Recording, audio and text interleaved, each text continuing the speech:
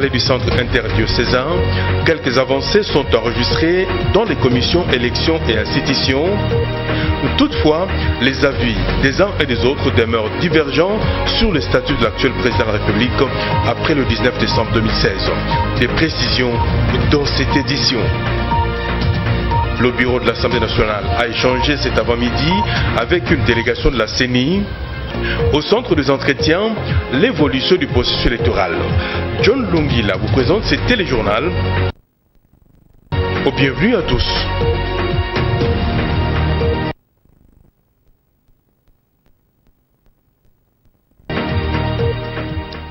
Madame, Messieurs, bonsoir et bienvenue dans cette édition d'information, discussion autour de la SENCO. Les travaux se poursuivent en commission.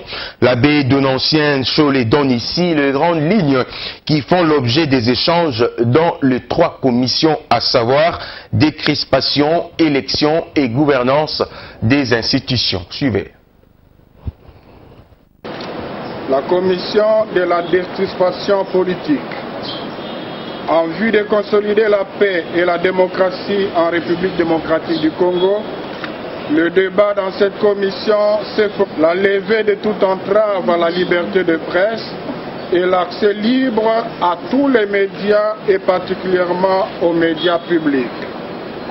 Dans cet ordre d'idées, elle a levé l'option de proposer à la plénière l'engagement de toutes les parties à lancer un appel sans équivoque à l'appel laissé au pouvoir discrétionnaire du président de la République et dont les modalités pratiques sont à définir pour les cas emblématiques.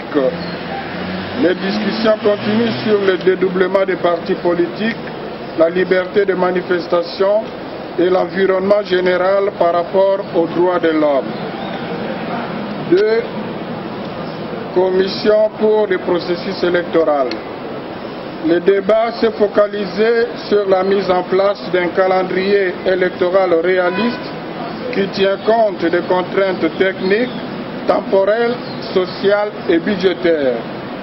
Dans un esprit d'ouverture, le débat se poursuit sur le fichier électoral, les séquences électorales, le calendrier électoral, le financement des élections, la sécurité électorale, la CENI et le CESAC, ainsi que sur le mécanisme de suivi des résolutions du dialogue national inclusif.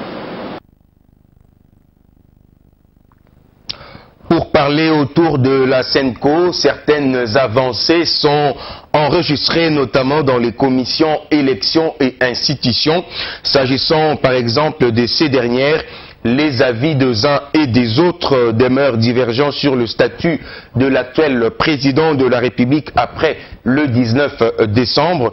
Mais tous sont confiants qu'un compromis est possible. Dans cet élément, nous faisons le point du déroulement de travaux dans la mi-journée de ce jeudi. Élisée Odia nous en parle.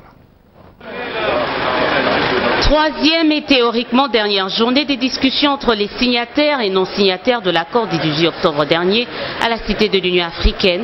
Les participants relèvent quelques avancées, notamment dans la commission élection, s'agissant de compromis entre différentes parties. Nous avons considéré sur ces questions que les arguments sont là. 1. La Constitution veut que nous puissions éviter l'illégitimité des institutions, toutes. 2. On ne peut pas accepter que les sénateurs soient là pendant 15 ans, sans être renouvelés, alors qu'on renouvelle chaque fois l'Assemblée nationale. Mais ce n'est pas ça la seule question ou la seule justification qui a été donnée. Donc sur ces sujets, nous avons éliminé la première hypothèse, disons la proposition du MLC, qui est d'accord de rejoindre toute autre idée qui serait décidée entre ceux qui pensent qu'il faut combiner les présidentielles et législatives et ceux qui considèrent que la présidentielle doit être combinée aux législatives et aux provinciales. Les débats sont en train de se faire sur ces 2 thèses et l'esprit que nous avons à l'intérieur va nous permettre de pouvoir, argument contre argument, mais aussi il faut un esprit de consensus pour que finalement nous puissions arriver à un terme intermédiaire. Quant à la commission institution, des divergences majeures étaient encore perceptibles dans la mi-journée. Pour le moment, on a des divergences sur certains sujets de fond, dans les détails desquels je ne voudrais pas m'étendre ici. Donc, on fait tout pour en sortir. Mais vous savez, dans une négociation, on peut avoir des situations qui sont bloquées depuis des années et qui se débloquent au bout d'un jour. Comme des situations qui sont bloquées sur plusieurs jours peuvent se débloquer au bout de quelques heures. Donc je reste confiant, optimiste. En attendant une option définitive, tous affichent une volonté, une détermination à trouver un accord dans les heures qui suivent. Willy Michiki et son parti UNANA se retirent de pourparlers du centre interdiocésain. Il dénonce l'existence d'un agenda caché et exige de la SENCO des explications sur la personne ayant financé ces assises avant d'annoncer l'organisation d'une marche le 20 décembre prochain. Regardez. Willy Michiki quitte les pourparlers du centre interdiocésain et dénonce ces assises qui, selon lui, entretiennent un agenda caché. Nous avons décidé de claquer la porte de la SENCO parce qu'on a constaté qu'il y avait beaucoup de zones d'ombre. Nous constatons qu'il y a une sorte de discrimination. Comment pourriez-vous comprendre si les 32 délégués présents jusqu'à la retenue qu'il n'y ait pas une province du Nord Kivu? Les notables du Nord Kivu ont protesté et nous, par solidarité avec cette province martyre, qui a des problèmes qui tiennent beaucoup à la réconciliation puisque nous sommes la province qui souffre le plus. Le président de l'INANA dit attendre de la SENCO des explications sur la prise en charge de ce forum, ce avant de dénoncer l'existence d'une main noire. Bon, on ne sait pas où est-ce que la SENCO a trouvé le financement, puisque d'après certaines sources concordantes, il y aurait un exilé politique congolais, un homme d'affaires, et qui s'intéresse aussi à la politique, qui aurait financé ces assises. Or, vous connaissez très bien que lorsqu'il y a quelqu'un qui finance ces genres d'assises, il doit avoir un intérêt quelque part. Nous aurions on aurait souhaité sincèrement que la SENCO nous explique où est-ce qu'elle a trouvé le budget pour financer ces assises. Ainsi, Willy Michiki annonce une marche le 20 décembre prochain.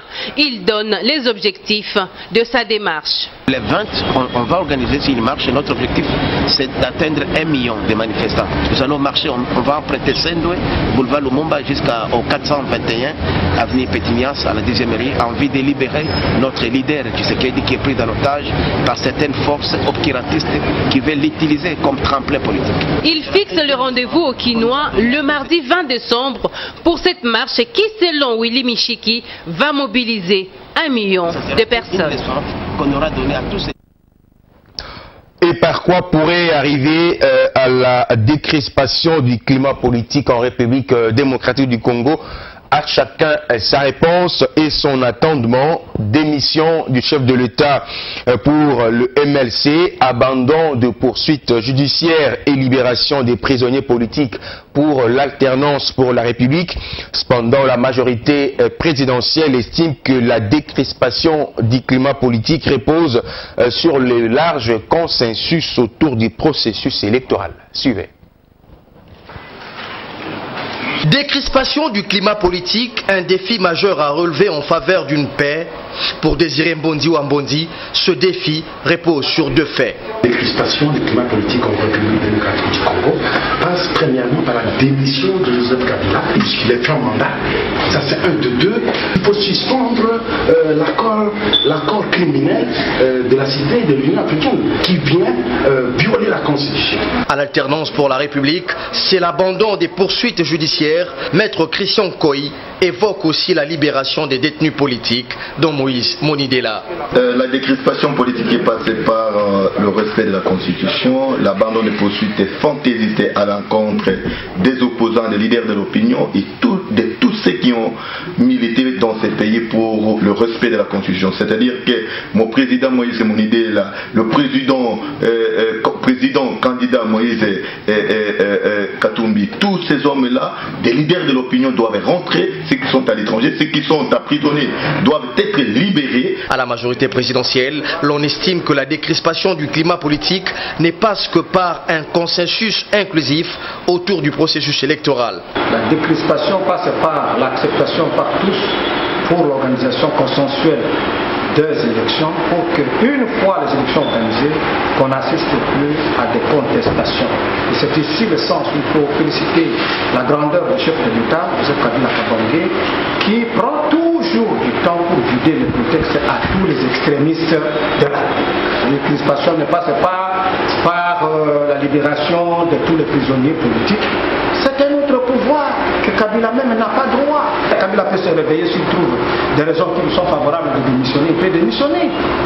Ce n'est pas à moi, il n'y a qu'à de lui dire vous devez démissionner. Ça, c'est substituer au peuple souverain. Il faut laisser le peuple avoir l'occasion de se choisir des nouveaux dirigeants. Décrisper l'atmosphère et créer un climat de confiance reste l'idéal à atteindre afin d'éviter au pays de sombrer dans le chaos.